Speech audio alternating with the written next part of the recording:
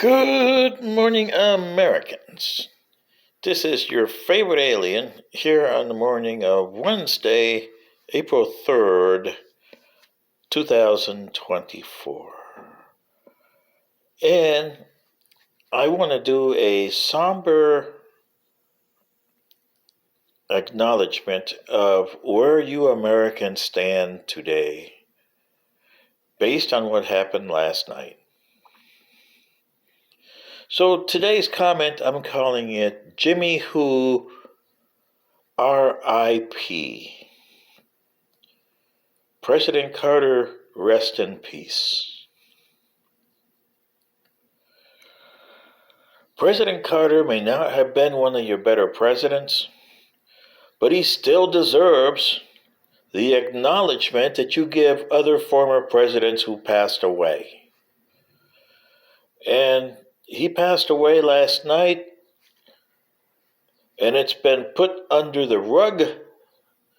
Embarrassing. You give more notoriety to Donald J. Trump, a guy that really doesn't deserve it, than you do to Jimmy Carter, a guy that tried, wasn't really qualified to be president, but he was there,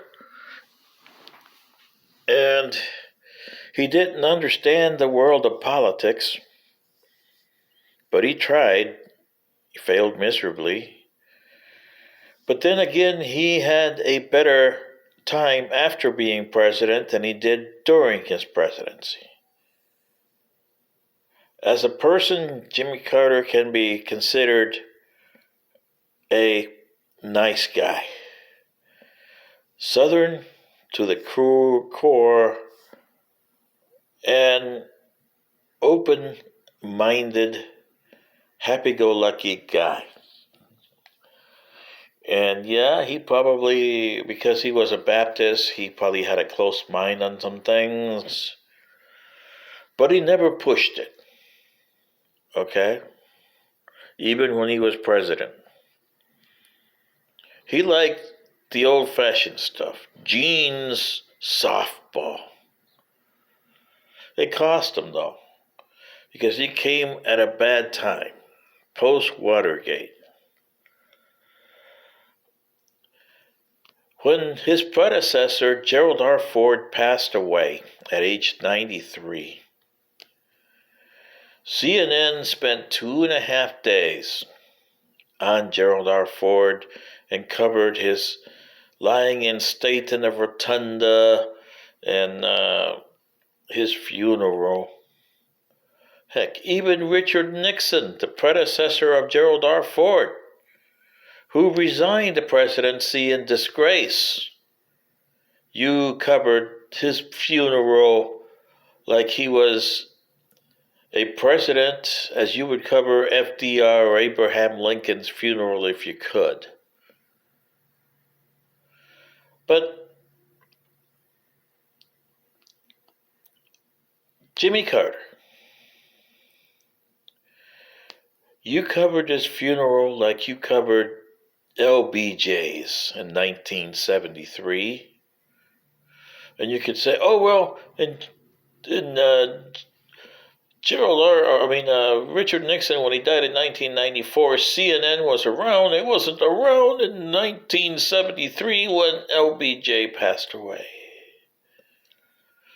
Yeah. But LBJ was covered because of the stigma of Vietnam. Actually, John F. Kennedy started the Vietnam mess. It wasn't Lyndon Johnson. And Nixon increased the war. It wasn't L.B. Johnson. I mean, most of the killings were done under the Nixon administration with all the bombing and Haiphong and all the good stuff there. But look at what you did to Richard Nixon's funeral in 1994 versus 1973 for LBJ. You had a tacit, because he was a president. LBJ brought you from the Vietnam era, but he brought you from the assassination of John F. Kennedy.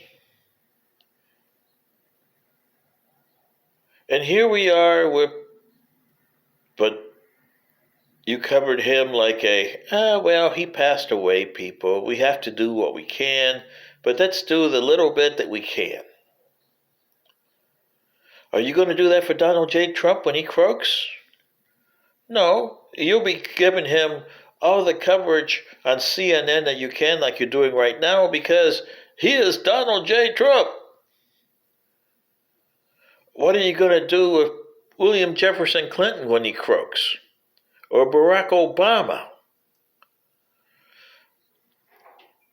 You gave a lot of attention to George Herbert Walker Bush when he passed away. And remember what they said about old George. It's the economy, stupid! Yeah. But CNN and Fox still gave him a lot more leeway. What are you going to do with George W. when he croaks? Same thing? Or are you going to be like Jimmy Carter and give him he started the 20-year war for Afghanistan? Yeah. And in a couple years, I would say less than 5, or less than 3, it'll be Joseph Biden's turn to croak. What are you going to do with him? If he croaks during his time in office, which he probably will, then, you're going to have a problem. Because you're going to have to cover a sitting president's death.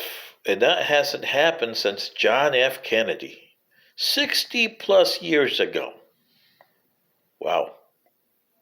How are you going to handle that, CNN and Fox and ABC, NBC, and CBS? Was Jimmy Carter perfect? No. Was he a rightful man? Yes. He tried to be on the right side of everything. But Jimmy Carter's ideas were not matched for late 1970, early 1980s. And he got swallowed up by the disgusting economic downturn that happened after the embargo of 1973, and the interest rates are going up to 20%. Yeah. Boy. And Ronald Reagan and his conservatism that we are paying a price for today under the Republicans, aren't we? You Democrats were as bad as the Republicans and still are. Because none of you two parties have helped this country. But other peoples have tried to become caretakers. Joseph Biden, oh boy, he's having a hard time. His presidency, I think, is worse than Jimmy Carter's was. And that's saying a lot because I wasn't a Jimmy Carter fan. I admire the man. Jimmy Carter, to me, has changed a lot in the last 40 years than when he ran for president in 1976. He was just as you would put it, Americans, a hick running for president. And today, as he passed away last night, Jimmy, rest in peace, you have shown the American people that you became more than a hick. But they never listened to you after you left the presidency. With the mess that you have in the Middle East, Jimmy Carter said 2-state solution is not the way to go, and it isn't. It's a 3-state solution. But you never listened to that. You're still pushing Israel for a 2-state solution. And you should be pushing Egypt and Jordan to accept a 3-state solution or a 5-state solution, because it's actually a 5-state solution that the United Nations cost back in 1947. Jimmy Carter didn't know this, but he had an inkling that the 2-state solution wasn't the answer. And he tried to say this in the Camp David Accords in 1979. You didn't listen. You thought, oh, this is just Jimmy Who being Jimmy Who. Boy, are you guys short-sighted and got cobwebs in your ears and watermelons in your brains. Now you're treating the poor guy with disrespect today. CNN is treating him with disrespect. Fox is treating him with disrespect. ABC, CBS, and NBC. Is he perfect? No.